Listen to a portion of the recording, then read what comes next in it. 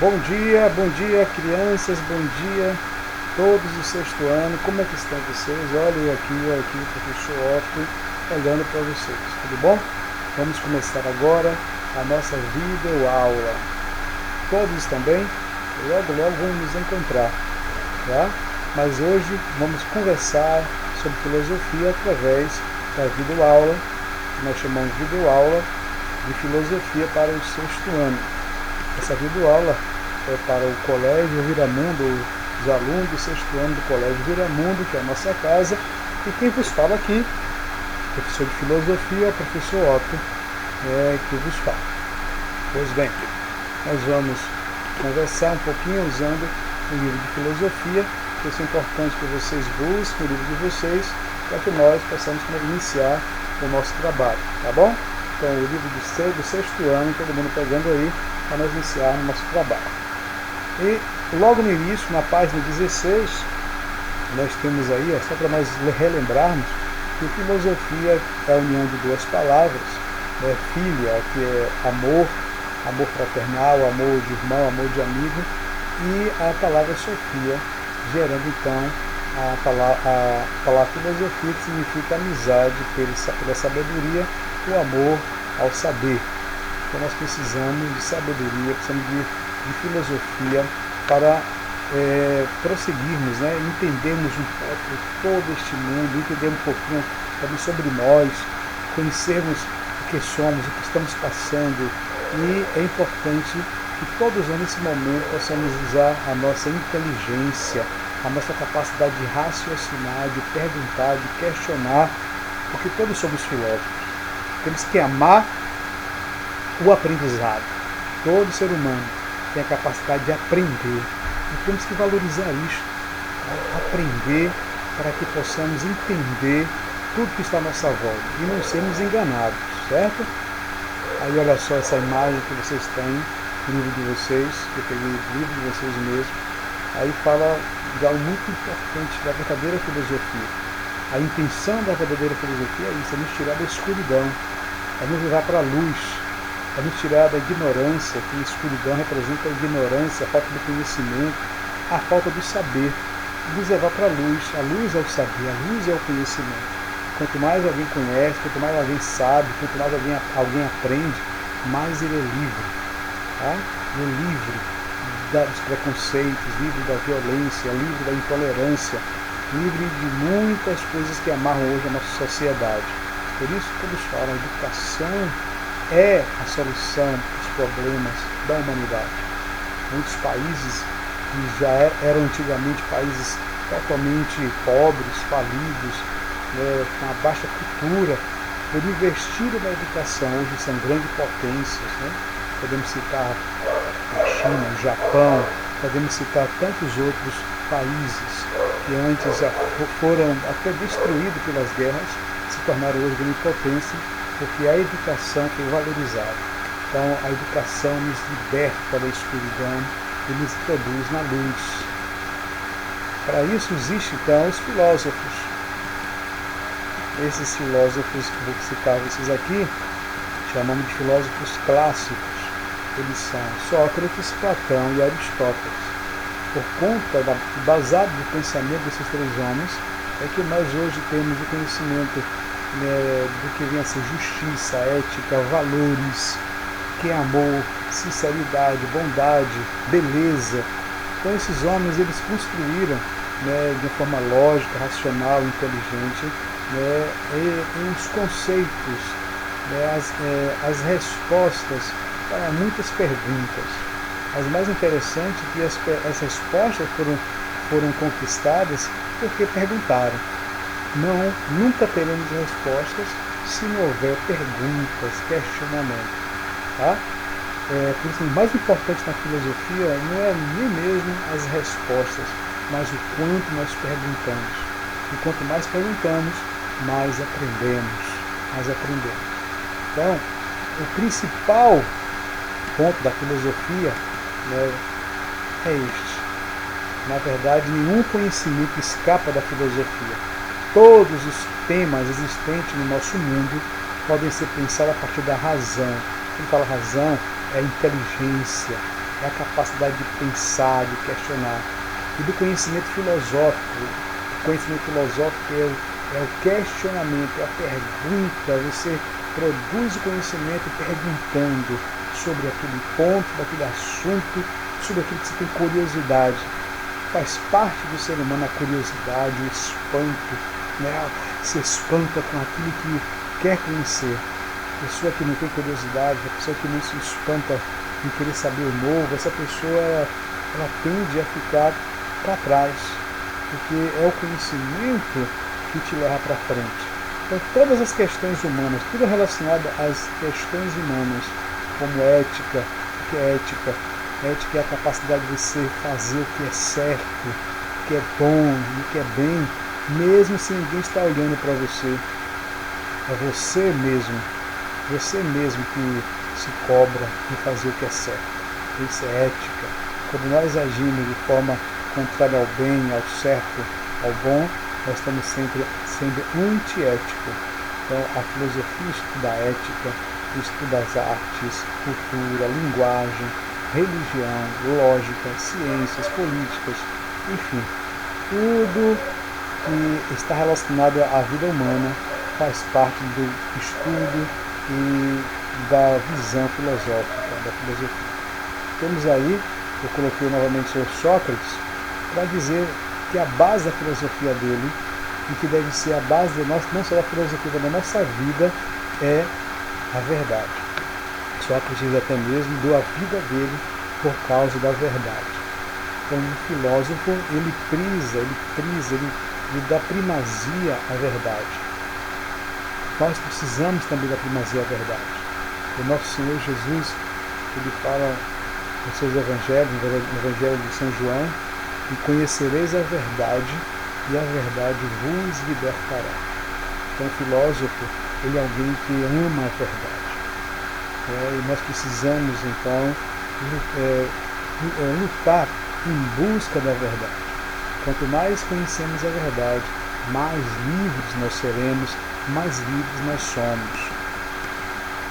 Aí Sócrates diz o seguinte: o conhecimento verdadeiro é aquele que é fato para qualquer pessoa, em qualquer tempo e em qualquer lugar. Por exemplo, é verdade que 2 mais 2 é igual a 4. Essa verdade é verdade na China, no Japão, no Brasil, nos Estados Unidos, na Lua, no espaço sideral, em qualquer lugar do universo. 2 mais 2 é 4. Então, se isso é uma verdade, é um conhecimento verdadeiro, não só para um grupo de pessoas, mas para qualquer pessoa, em qualquer tempo, passado, presente, futuro, e em qualquer lugar. Então, o conhecimento verdadeiro é aquilo que de fato é tudo. Mas existia um grupo de pessoas que não pensavam como Sócrates, não valorizava a verdade. Esse grupo de pessoas era chamado de sofistas. A palavra sofista vem da palavra grega sophos, que significa sábios. E eles tinham uma maneira de pensar diferente dos filósofos. Eles diziam que a verdade não era absoluta, então por isso cada um tinha a sua verdade e tinha que defender a sua própria verdade. Por isso eles saíam de cidade em cidade, recebendo dinheiro para ensinar as pessoas como defenderem a sua verdade. Aí eu coloquei um textozinho aqui no livro de vocês, diz assim: nessa mesma época, na época de Sócrates, havia alguns filósofos, podemos chamar assim também, que eles pensavam, conhecidos como sofistas, que diziam que a verdade não era absoluta, mas relativa e individual. Ou seja, cada um tinha a sua verdade individual, então cada um deveria viver pela sua verdade. Para eles, a utilidade do conhecimento era mais importante do que a verdade. Então, por que eu tenho conhecimento? Para utilizar para algum benefício para mim ou para alguns aqueles que estão à minha volta. Não importa se aquele conhecimento é verdadeiro ou se não é verdadeiro. Eles não tinham compromisso com a verdade. E ainda que deveríamos tentar convencer as pessoas usando somente a opinião, sem usar argumentos verdadeiros, sem usar um falar mais de comprovação, são apenas dizendo a sua opinião. Então ele diz que o homem deveria falar bem e de forma convincente, capaz de convencer a todas as pessoas que estavam falando da verdade. A verdade dele era melhor do que a verdade do outro.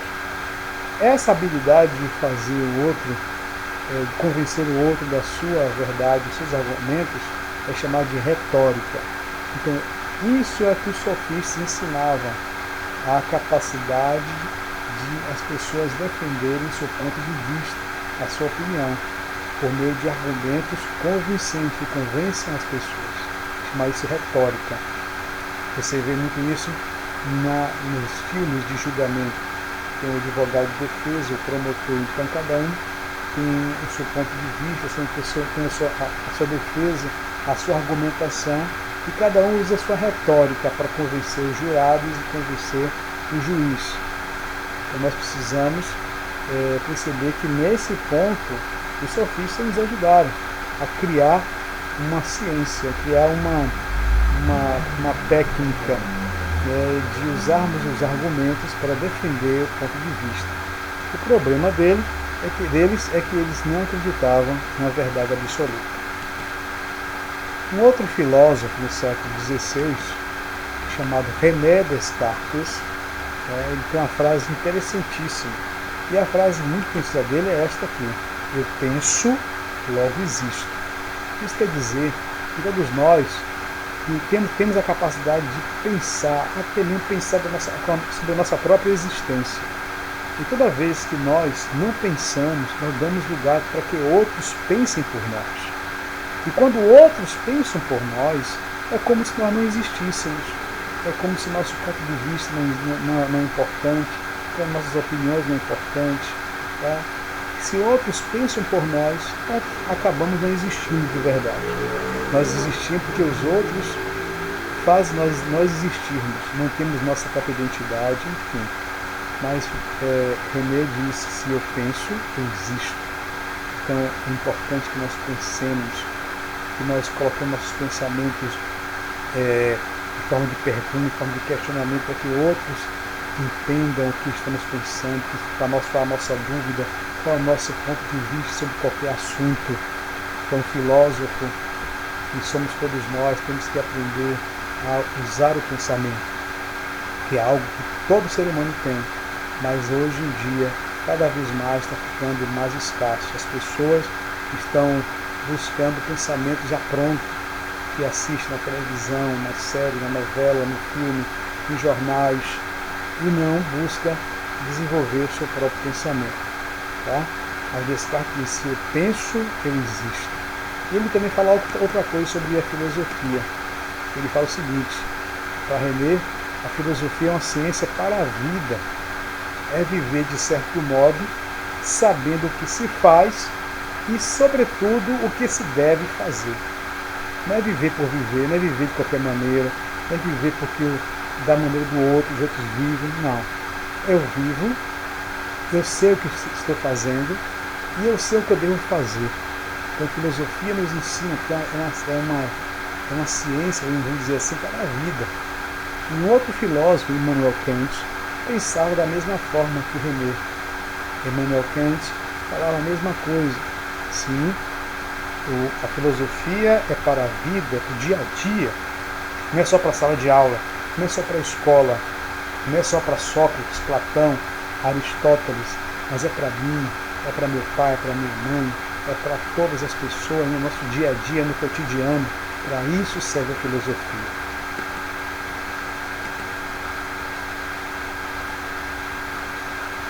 Essa mulher bonita, essa senhora, que acabamos de estar vendo aí, é uma filósofa.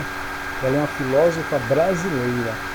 A mulher guerreira, ela, desde jovem, ela se posicionou como filósofa num país que não dá valor à filosofia, não dá valor à mulher, mas ela se posicionou nos seus pensamentos, nas suas ideias, e hoje é uma filósofa respeitada no Brasil e no mundo. O nome dela é Marilena Chaui. Marilena Chaui. E Marilena Chaui tem uma ideia da filosofia muito legal. Vou falar para vocês agora. Ó. ela diz assim, que a filosofia ela não admite contradições. O que é contradições?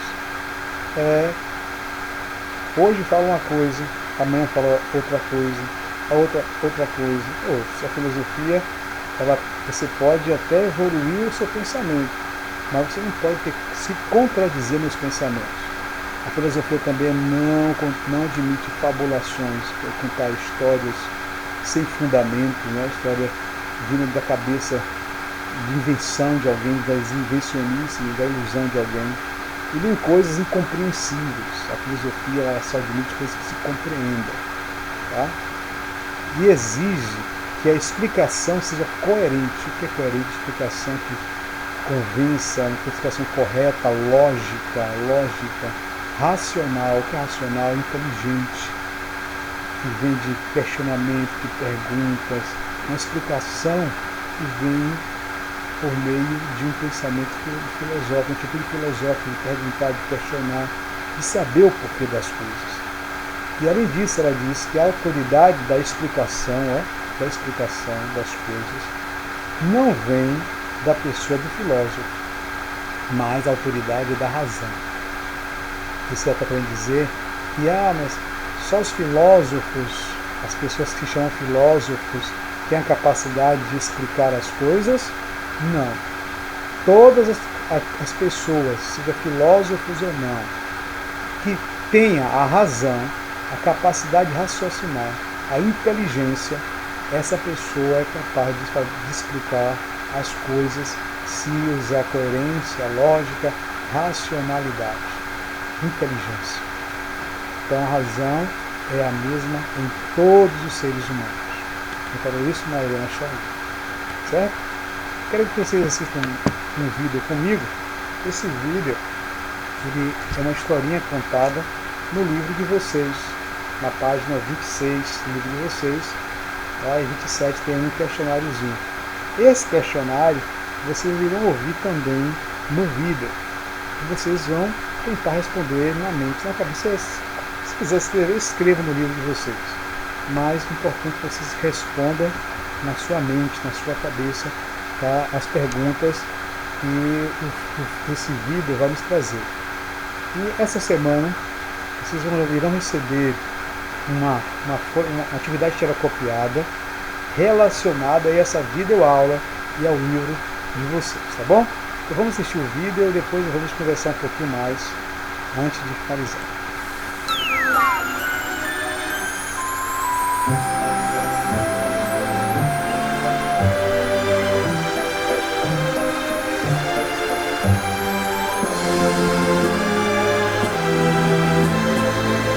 Página 26. O reino da insanidade.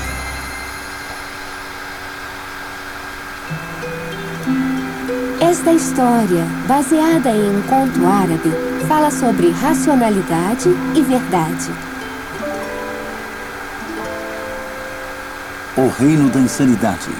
Distribuição de Daki.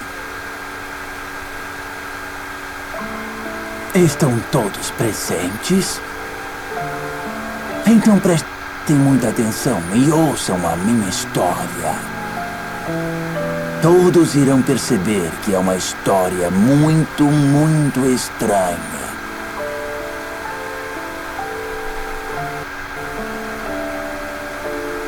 Antigamente eu era o soberano de um belo reino. O meu reino era pacífico e poderoso. Todos me amavam e me respeitavam como o rei sábio e bondoso que eu era.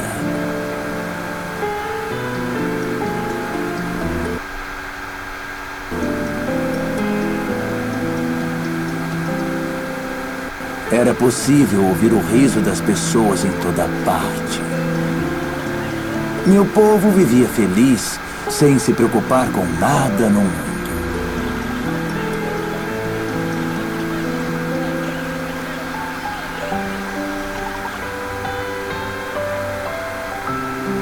Mas um dia, sem que alguém se desse conta, chegou uma feiticeira malvada, vinda de outro reino. Ela era muito má.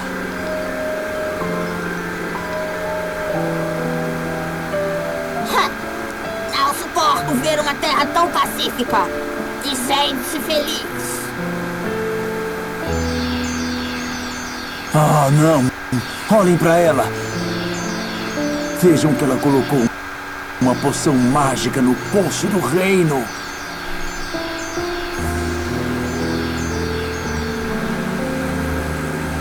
Silenciosamente, uma fumaça roxa começou a sair do poço e a se espalhar. Ah, eu devia ter desconfiado mais cedo que o poço havia ficado muito, muito estranho. Eu devia ter percebido isso.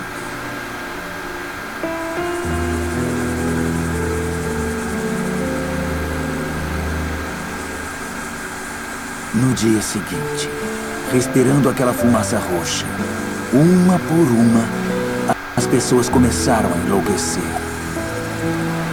Algumas davam gritos altos e histéricos, e outras realizavam uma dança sem sentido.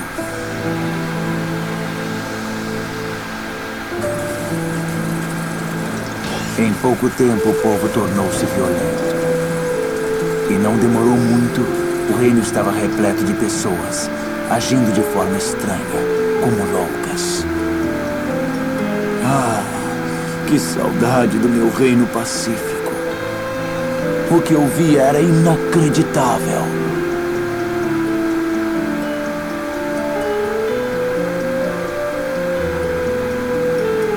Parem, por favor! Eu gritava para o meu povo, cobrindo o nariz e a boca. Então, eu decidi encher o poço de terra para deter aquela fumaça roxa.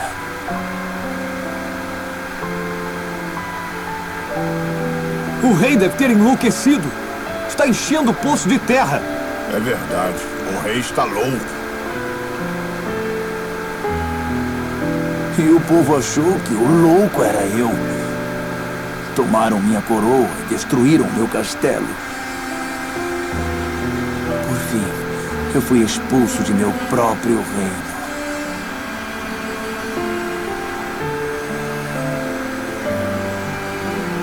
Fazia muito frio e eu sentia fome. Mas o que era mais insuportável era a solidão que eu sentia. De que adiantava ser normal se todo mundo estava enlouquecido?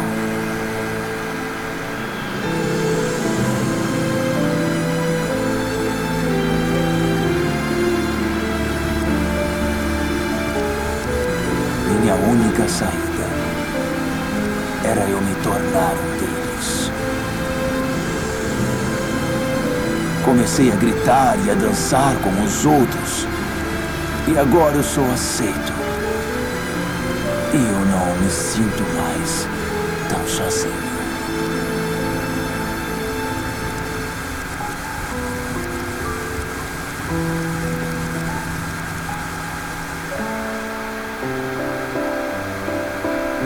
Um passeio pelo Jardim da Filosofia.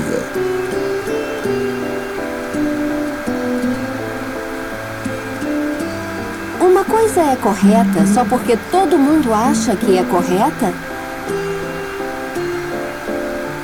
Se 9 entre 10 pessoas acharem que roubar é correto, roubar passará a ser uma coisa boa? O rei desta história parece achar que sim. Apesar de não ter sido atingido pela loucura causada pela fumaça, preferiu ser tratado como louco pelos outros loucos. O que você faria se estivesse no lugar dele? O rei dessa história preferiu seguir o mesmo comportamento da maioria. Você acha que ele fez a coisa certa?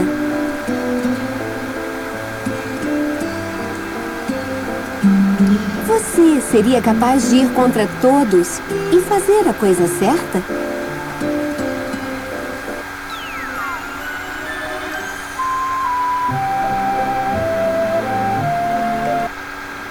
É isso aí. Respondam, são perguntas que vocês devem responder. Tá? Será que porque a maioria faz é o certo? Eu preciso pensar e existir. Bom, a Bíblia diz assim que o Senhor é o nosso pastor e nada nos faltará. Que Deus abençoe vocês e dê uma semana abençoada em nome de Jesus.